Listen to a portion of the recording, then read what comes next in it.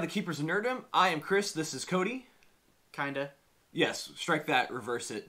Name that movie. Haha. If you can, leave a comment in the section below. Do you know that movie? Robin Williams had it, didn't he? No. Okay, that's good. All right. So today we want to talk a little bit about one of our favorite nerdy things. What are we talking about, Chris? Disney movies. Yes, and specifically Disney cartoons or computer animation. Mm-hmm. Our top fives. What is it that we just absolutely love and we would go back and watch if we were on a deserted island over and over and over if we had power, right? And a TV and something to play it on. Yeah, they always ask that question and they go, what would you do if you had on a deserted island? And I'm like... I'd take a boat and some fuel. Right. So, first off though, before we get to our top fives, and here's the other thing, we would love to have you guys... Comment and down in the share comment section. And subscribe. And we really want you guys to comment down below. What is some of your top 5 Disney films, cartoons, or computer animation? We want to hear yours. And if you don't have top 5, maybe top 3, or if you have top 20, go for it. We'd love to see it. We'd love to see what you enjoy and why. But first off, before we get to our top 5s, Chris, what makes a good Disney movie? I mean, for me, I just like being entertained. Like, especially if it has good music. That's a big plus for me. Yeah, and that's the one thing about Disney cartoons, especially cartoons, not always their digital animations, that they have songs. Yeah, so that's a big deal. So like the Disney animation studios normally have a lot more musical type stuff versus the Pixar. That's true. And I think they've started to learn that the songs really do get people to remember their films. And so like you have Moana and Frozen and a few of the others where they really lean into that more. And it's catchy until your 2-year-old at the time wants to watch that same film for 3 times a day, and you realize you've made a mistake. When I'm 27, I'll do that too. So I will say, I think the thing that actually makes a good Disney film, a Disney cartoon or animation, ironically, is the sidekicks. Because quite often, in most of these films, I think my favorites are because the sidekicks are so good. Okay. Like, really, why would you like Aladdin? And I think the answer, honestly, for most of us, is Robin Williams. And if you look at the live action, we were nervous about Will Smith, but yet... I think he did a great job. Exactly. He didn't try to be Robin Williams. He tried to be Will Smith as the genie, and that worked, and that was good. And so the sidekick became, honestly, the most interesting character. And in the cartoons... Robin Williams made the genie, and so the second one, when he wasn't voicing him, it just... Oh, that's because they kind of screwed him over. Right. There was some problems behind the scenes that he was not happy with, and rightfully so. But you look at that, like, some of the best films, it's the... of their cartoons or animation is the sidekicks are so good. You know, and like Moana, we all the trailers and stuff led you to believe that the Pua, the pig, was supposed to be the sidekick. And then really we got Hey, the mentally something challenged chicken. Yeah, I guess. But he was perfect for the film because he was a sidekick that... Did he have any clue what was going on? Nope. No, but he was there for a reason. And I think that's actually the case. And sometimes they even make the sidekicks the focus of the film. And that's cool. And I think that'll actually be my honorable mention. And so I think that's actually the case. Like, really, the sidekicks often make a Disney film because the sidekicks are the ones that propel it into a different level. Like, example, The Lion King. Is Simba important to the film? Yes. Absolutely. Is Scar important to the film? Absolutely. But I'll be honest, the things I remember most about that film are Rafiki teaching lessons and also being insane. Timon and Pumbaa being just insane. Yeah. And then you also have the hyenas on the evil side. They're way more entertaining than Scar. Oh, yeah. Easy. You know, and then you do have the sidekick of Zazu, but you don't really care about him because he's usually just saying, follow the rules. But really, those sidekicks make the film way more entertaining and interesting because they're the ones that are allowed to be goofy and funny. I can see that. So that's to me what... When you hear some of these, some of my favorite ones, really, it's because of the side characters. And then there's a few that it's because they have such a good story with a combination of side characters as well. So Chris, what is your first top 5? I don't have mine in any order per se because it's hard to pick. I don't know if the rest are necessarily in a hard order. Well, and you can put it as your. But my number 1. Well, let's go number 5 then for you, if you could, Okay. or just not your number 1, so we can save that. The rest of them are just whatever. But my number 1 I'll save to the last, I guess. Fair enough. So let's go with The Emperor's New Groove. Okay, why do you like The Emperor's New Groove? What does that speak to you? It made me laugh. Yeah. I just I don't get real technical in movies. I really liked it. Yeah. I think it's funny because they leaned into the sidekick character as a main character of Kuzco, and yet, well, it's also Crunk. Let's be honest, Crunk made that film also. Oh man, that is a good one, and I love that. Do you ever like when films break is it the third wall or fourth wall? Fourth wall. Because Emperor's New Groove breaks that occasionally, and he has like diagrams and pauses the film and talks to you. Do you enjoy that, or does that take you out of the film? No, I like it. Okay. I also really like The Emperor's New School, the TV show that was based off the movie. I saw a few. I know episodes. a lot of people don't like shows that are based on movies. I pretty commonly like them. I grew up with the Little Mermaid cartoon, I believe, and then especially the Aladdin cartoon. I don't think I've watched either of those. And the Aladdin one was a lot of fun, but it didn't have Robin Williams as the genie, so that was kind of hard at times. Yeah. And also, the genie had his bands Gauntlets of back. slavery on his hands still, and it was like, but why? Because it's supposed to be right after the first film. Yeah. And it always bothered me, but I think it was just because it looked weird without them. So that's a great one. I think one of my favorite films is Atlantis. That's one that nobody talks about. Ironically, it's one of the few that the sidekick characters don't necessarily make the film, but yet they are some of the fun ones because the explosives engineer and what is it? There's Moliere who does the digging, and then the explosives guy with the mustache. Those two, I just really enjoy them. And then the Doc Samson or something, just fun. Like they're good interactions because you realize they're good people in the long term. But first they go money, money, money. Yeah. And it's a film that got overshadowed, but it was more serious than a lot of Disney cartoons. You know, we were talking earlier before this recording started about the Black Cauldron. It's not one that most people really appreciate, but it's. I don't think I've ever seen it. You should. It's weird. It's very dark, very creepy for a cartoon. It's like Disney went, let's go crazy, and then went, that's too far. And then they came out with Alice in Wonderland and their live action ones with Johnny Depp. But yeah, I think Atlantis is just such a fun, interesting film with just beautiful visuals. And this idea of a hidden away society that's just dilapidated and falling apart. Plus Leonard Nimoy, if my memory serves, he voices the king of Atlantis. Okay. Which always, anytime you get Leonard Nimoy to voice somebody on a show before he passed away, like, that's awesome. So what's your next one? Next, let's go with Mulan. All right, why Mulan? It's got really good music. There's songs in there that you can start singing anywhere, and everyone's going to know what you're talking about. And most people follow in with you, or at least most people I know. Yeah. So Mulan's on my list as well, so I'll just kind of hit that with you as well. Again, it's a sidekick thing.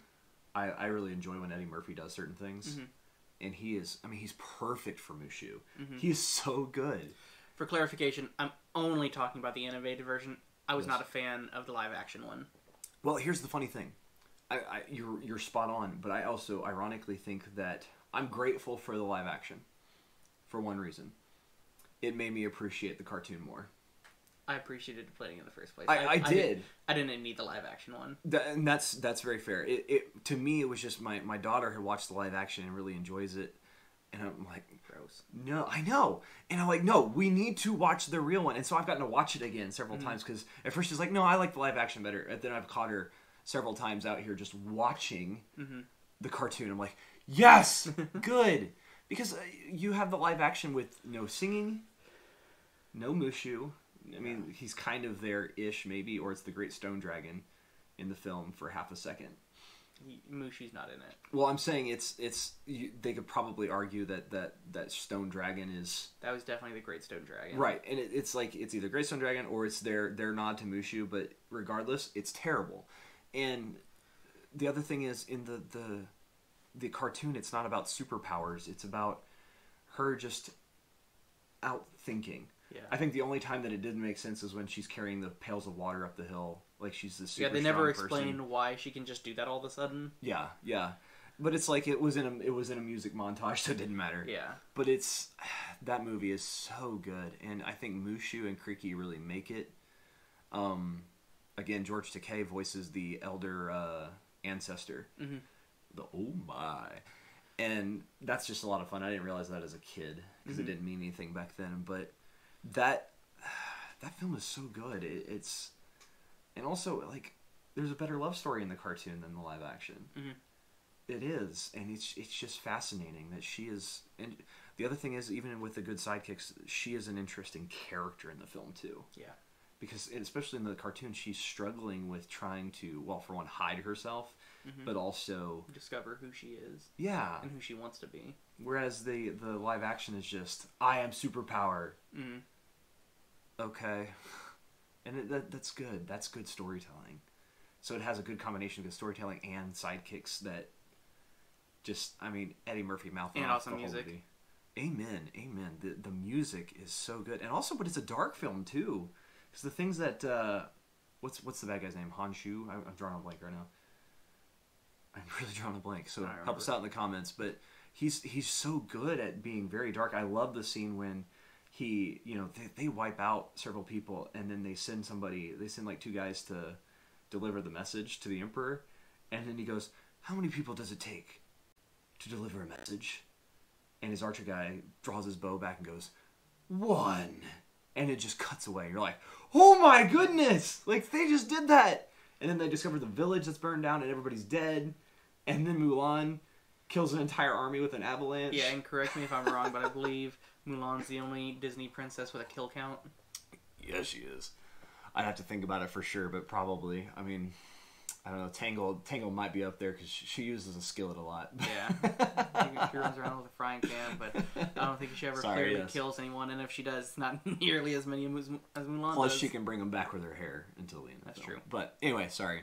What's your next top? Next, let's go with Recess School's Out. Tell me more.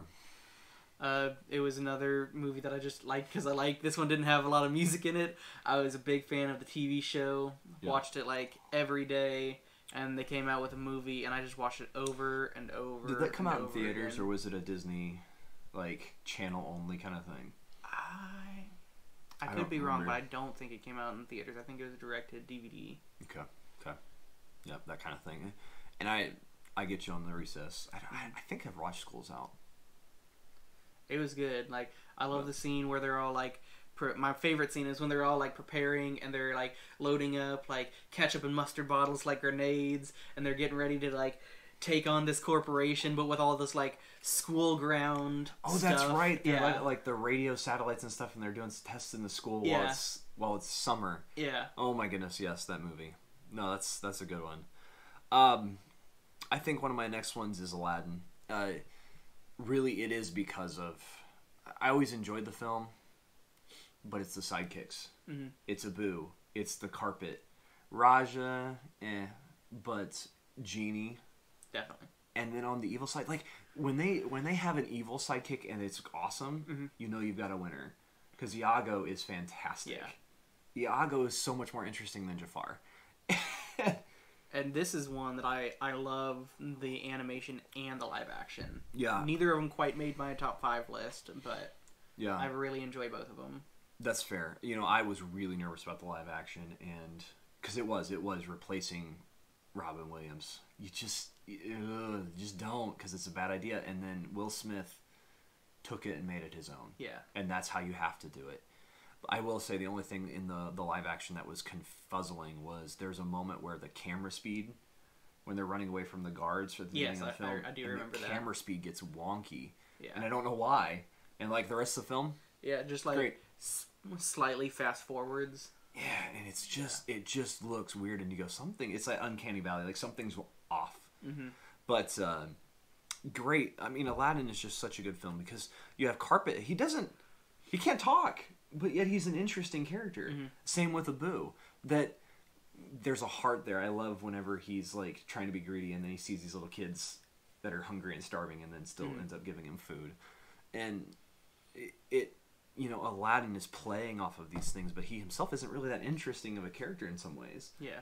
But I mean, let's be honest. Like, my understanding is there's points where with Robin Williams they just let him talk and they animated later because they're like, we just want you to Be you. And that's why we get some of the most amazing, crazy, awesome scenes where he's introducing himself and talking about random things of the modern era of the 90s. Yeah, because Aladdin himself, he's like the cool guy, but everyone else is just fun. Yeah, so that movie is straight up the sidekicks make everything. And I saw somebody post once that it was like, you know, Jafar's all this evil guy, but let's be honest and appreciate that once he becomes Sultan, he makes Iago a little Sultan's hat. Like, he loves his Iago. And I was like, I never thought of it like that. That's pretty funny, because Iago is up on their shoulder with that little... Yeah. And he's like, you want a cracker? So, good film. Very good film. What's your next one? Let's go with Lilo and Stitch. Yes. I love, it's not like a musical, but I love the music that they have in the movie. What a weird, awesome concept. To go, we're not going to have a musical, but we're going to focus on Elvis Presley songs throughout this film with aliens. Well, there's the Elvis songs, but I also just like the, like, Polynesian music that they have, like Hawaiian Roller Coaster Ride. Like, that's one of my favorite Disney songs to listen to. Right. I have no idea what they're saying, and I can't sing along with that one, but I like listen to it a lot. It's true. That almost made him one of my top 5. That's a good film. And this is another one that I heard a lot of people talk trash. I loved the TV show. I loved the series. It was really good. I enjoyed the concept of it, especially was it 625, the lazy yellow one? That was either 625 or 627. I can never remember. I think which. he's 625 because he was. I think he's right before, and he just, you know, he wasn't. He had all the powers of Stitch. He's just as powerful as Stitch, but he just wants to make sandwiches all day. Yeah, he's just lazy, and I love it. So I would say that show was a lot of fun, but after a while you start realizing, for me at least, that nothing's happening, and they're just capturing one per episode. So they're not capturing them. They're discovering them. That's right. Teaching them to be good and giving them a purpose in life. And finding their Pokemon trainer for them. Yes. And not always. Sometimes they go with a human, but sometimes they just like go do their own thing and they just have their purpose in life. Yeah, and then it spawned another film where they have all of those experiments back as a thing, which is fun. I think there's 3 movies altogether. Yep. I remember Stitch has a glitch, and I don't remember if it was just Lilo and Stitch 2 or what. I don't know. I don't remember the names. But I can't remember 100%. No, Lilo and Stitch is fantastic. And I just remember that there was a scene, or at least a line from the trailers that wasn't used in the film, where he throws a beetle, like the car, at Jumba. And then he says, like, hunch buggy, no hunchback in the trailers, but he doesn't say it in the film. And it's so weird, because it always bothered me. It's also, there was a movie years ago that they had different endings based on which theater you went to. I can't remember what the movie was, and it wasn't. I don't think it was a Disney film, but it was just it bothered me because I would go and talk to people, and be like, "Oh, did you see the scene?" They're like, "No, I saw this." I'm like, "What movie were you watching?" And come to find out later, I have no idea what you're talking about. I'll have to look it up later. It was so weird, and it bothered me because like they actually had different, and they had 2 or 3 different endings that they would show after the credits or like in the credits. Like, that's weird. Yeah, that's cool, though. It made for an interesting conversation, but you're like, I think you're insane. Yeah. Because you saw something different. Yeah. But Lilo and Stitch, such a good film. And again, like, I think that's one of the few that it's not a side character that makes the film, because Stitch and Lilo really do make the film. But I guess Jumba and the little green guy that follows around. Pleakley, thank you.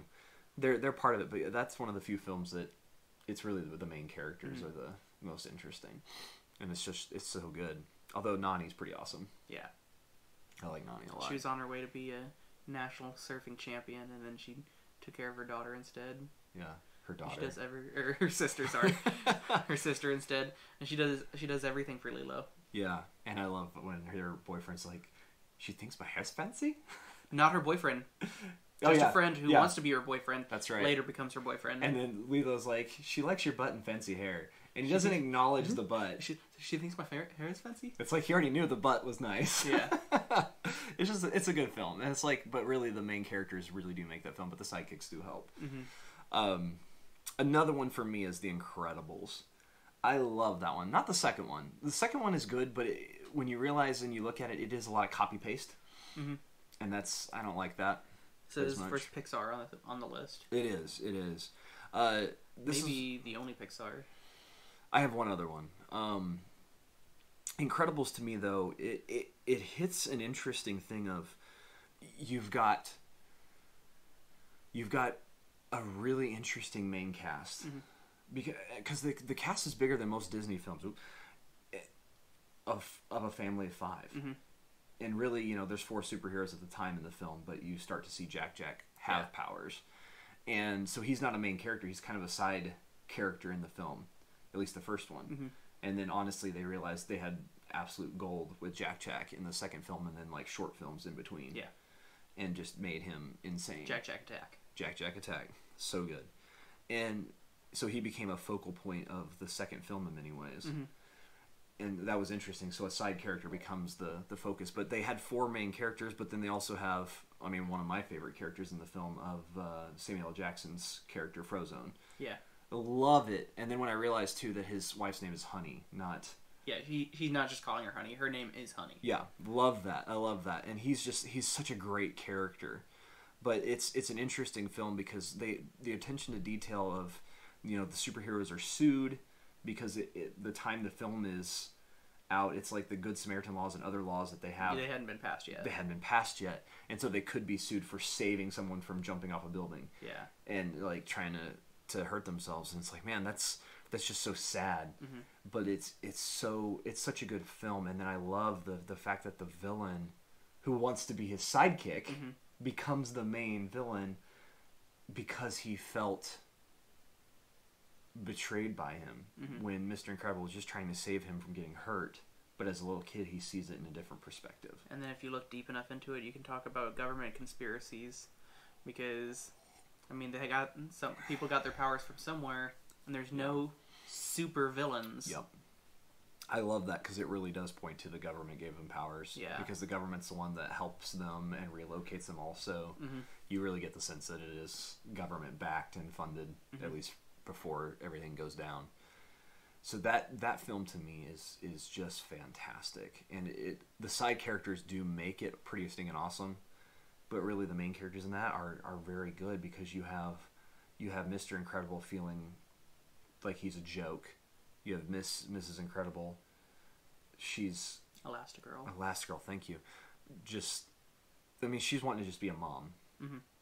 And she's just not happy because her husband is just miserable. So it's just bringing everybody down. And then the kids can't use their powers, and Dash, as a speedster, just that drives him insane. Yeah. Although I will say, as a sidekick character, the teacher that video records the tack being placed on his... See, he moves! Look! Right there! I think not. I mean, those are fun. Coincidence? And Violet is just, she's struggling with her own identity issues and hurt. And, like, all their powers, like, make sense for who they are. Like, Bob wants to be, like, the strong one who supports the family. Yeah. They really his wife she's flexible in everything. She tries to work around letting Bob do what he wants, working with the kid, and her power is flexible.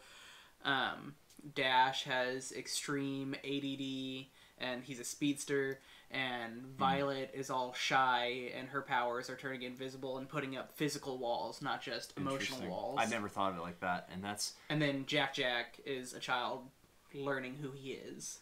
Which, ironically, though, afterwards, it's going to just be he has all the powers. We'll see. Well, I mean, we have seen, at least in the second one, he has a bit, at least right now. He's still a baby. It's true.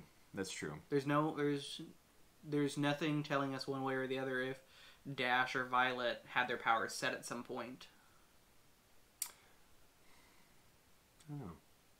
There's nothing mentioned in the film of them having other powers from the parents, but that's true. But there's nothing that says that they didn't. Right. It's just the one weird thing of in movie 2, Mr. Incredible acknowledges like he's got like 17 powers and he's like freaking out about it, as though this is not normal, which is interesting. Mm-hmm. That's an interesting point, but I never thought of it like that. That's very true. That is huge. That they do not only lean into it, the typecast, like they go full on into it, and it makes it better. Mm-hmm. So much better. Anyway, what's your next one? So this is going to be the last one. So my number 1 favorite Disney movie, easy clap, Hercules. I love that movie so much. I can watch that movie over and over all day long and be happy. Why? It's good. It's amazing. It's good. It has a fantastic soundtrack. I like the characters that make me laugh. Danny DeVito's in it. It's very true. And it's literally Danny DeVito as Danny DeVito. Just as a fawn.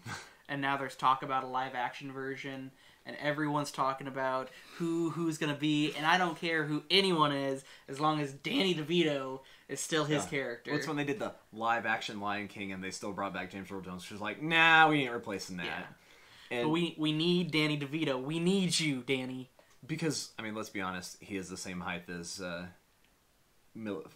Philatides. Yeah. I just watched Twins again, and it's just so funny seeing how small he is. Mm-hmm. Especially up against like Arnold Schwarzenegger. But it's not even that. He's so funny. He is, and that's he is just perfect for things that like when he is cast well. Mm-hmm. So that would be awesome. He knows who he is. Yeah, I don't know who voices Hercules off the top of my head, but it'd be interesting to see what he looks like. See if he could play. I doubt at this point because of young. It's been a while. But I will say one of the funniest things I learned about Hercules over the years was the fact that there's a point where Hercules is trying to get Phil to train him. Oh, I know what you're talking about. And he goes, 2 words, I am retired. And in Greek... Yeah, it would have just been 2 words. It's 2 words. I'm like, no, you can't do that. That's so brilliant. And I'm like, that's crazy funny. That is a fantastic film. Mm-hmm. So good. We weren't allowed to watch it when we were kids because it was all about Greek mythology and stuff. And so I remember we were broke down and had to have our car worked on, and so we were sitting with these other kids at the repair shop, and they had Hercules as a Disney film, and my parents were so frustrated with everything that they just said, yeah, it's just whatever, and we watched it, and I was like, this is awesome. Yeah, I watched it so much, and I loved it so much when I was little, that I had this plate that had Hercules on it, and it said, I'm more of a meat and potatoes kind of guy, and it's the only plate I would use. That's hilarious. Oh my gosh, that's awesome. So I will say my last one is Big Hero 6. And that film, I mean, when a Disney film gives you, within the first 10-15 minutes, someone dying, and it's it looks like to be a main character, that's tough, you know. And, you know, I think Baymax really is a main character, but at first he's played off as kind of a sidekick to Hero, I think is his name. Mm-hmm. It's like Hiro, and yeah, his name's Hero. Yeah, it's just it's fascinating that the whole thing is really about helping him through his loss. So you know that's based on a comic book, right? It's a Marvel comic. I have seen some of the stuff. I haven't like read it. So, if you don't know, Baymax is 100% different than what he is in the comics. Oh. Have you ever seen him in the comics? Mm-hmm. So, in the movie, obviously, he's this big, white, marshmallow, fluffy-looking thing. In the comic books, he's this terrifying, green, demon-looking monster who is created to be like a butler and a bodyguard. How interesting. Yeah, so he's like a biological organism rather than a robot. Like, if any of you guys have ever played Resident Evil 2, he looks a lot like the hunters that the zombies turn into later on in the game. Weird. I hadn't read the comics, but that's fascinating. I love that film though because it's all about loss, and ironically, it's not just about Hero's loss. You realize that the bad guy's in the same boat, the exact same boat, because he thinks his daughter was murdered essentially by a guy testing something. Yeah. And he is struggling in the exact same way, but they do the exact same thing, but in slightly different ways, because they both become superheroes, but one becomes super villain in order to resolve it. But they're both out for revenge. Mm-hmm. So really, they're both super villains in some ways at the beginning. So they really are identical, And slowly, Hiro, through Baymax's help and his own just healing, and his friends also, becomes more. And I just that film got overshadowed. I think it was by Frozen at the time. It's so good. It's so powerful. And I love the concept, and I love Baymax and his journey to help Hiro. And Hiro himself, not always as interesting of a character until he really finally realizes what he's doing and how angry he is. And that's really cool. And just seeing the superhero stuff is a lot of fun. Plus, essentially, we get Shaggy as a superhero. Except he's super rich, but he's always up for free food. Yeah, and his underwear comments about how, and then we have Stan Lee show up, and it's awesome. Yeah, as his grandpa, I guess. No, it's his dad. Oh, that's his dad? Yeah, and it's like, wait a minute. Like, apparently you had him when you were 82. And that's a throwback to the fact that it's a Marvel comic. Okay, that helps even more. And it's just, I love that film. That's probably one of my top films. Because it's a tough film, but it's so good. And I love superhero stuff anyway. Well, I was gonna ask, if there's a really terrible one, but I think we're running close on time on this. But I will say an honorable mention is what would happen if a movie, all the sidekicks became the main characters. And that's, to me, like one of my favorite ones growing up was Robin Hood. With all the animals as the characters. I know your brother absolutely loves that movie. Yeah. It just always struck me as so funny to replace all the characters in a typical story, and it's such a Disney thing to do with animals that talk instead. Yeah. And it's funny because you have weird shenanigans because Prince John is a lion or a cat of some sort. Can't remember off the top of my head, but then his advisor is a snake. And he literally is both a snake in actual physical form, but also a snake in the metaphysical terms. Yeah. And my favorite part is the fact that Little John, who's always supposed to be a big character, is Baloo from The Jungle Book. Like, voiced and drawn identical. Like, it's awesome. Just with a green shirt and a hat. And it's just a great film because it's so ridiculous and yet so awesome. And also you get the weird things that when you look back at it, it's where they would draw back over the same scene from an older film. And so there's a dance scene in there that's verbatim that they drew over to and redrew over from Snow White dancing with the Seven Dwarfs. So Maid Marian is dancing. Oh, I know what scene you're talking about. Are you sure it was Snow White? Yeah, because she's dancing in the woods with some of the animals, and I think some of them even get on top of each other. And it's an identical, like, with a redrawing of the woods instead of the house, but the dance moves are identical to Snow White and the Seven Dwarfs, where she dances with the dwarves. Okay, for some reason I was thinking that was Sleeping Beauty. No, but that may even be another one that they do of Snow White as well.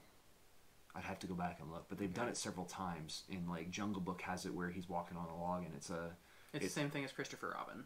Yes. They redraw, and it's both interesting and frustrating. Yeah, and so I enjoy noticing those things, but it's also like, what a weird thing, because they said it would save money, but apparently from the animators and stuff, they're like, no, it took forever to do, so it really didn't save anything. But those are really cool. So, any other comments, Chris?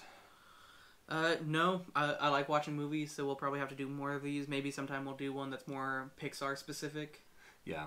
That'd be good, just to go through and look at things, because also Bolt, I forgot about that. That's such a good film. Oh man, that was a good one. Yeah. So good. And that's not a Disney Pixar, is it? I think it's just Disney only.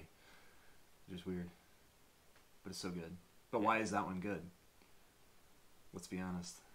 The hamster. The hamster, who is a sidekick character, and he is perfect. Disney has realized that the sidekick character dynamic truly takes a film and elevates it to epic tier. Like, it just takes it to a new level, and that's beautiful.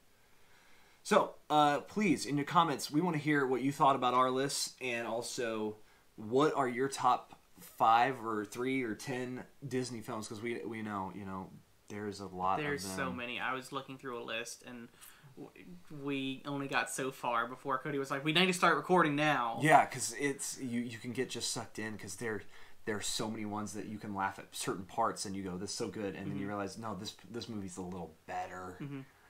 But I think we have, we had some ones that matched with like Mulan, but then we had some different ones. And honestly, hearing yours, I'm like, dang it, I like that one too. I love Emperor's New Groove, and just man, so good, so good. You know, and Hercules is good, and Lilo and Stitch is fantastic. So, but we have been the Keepers of Nerddom, and please like and subscribe, and we hope to hear from you in the comments down below. We'd love to interact with you.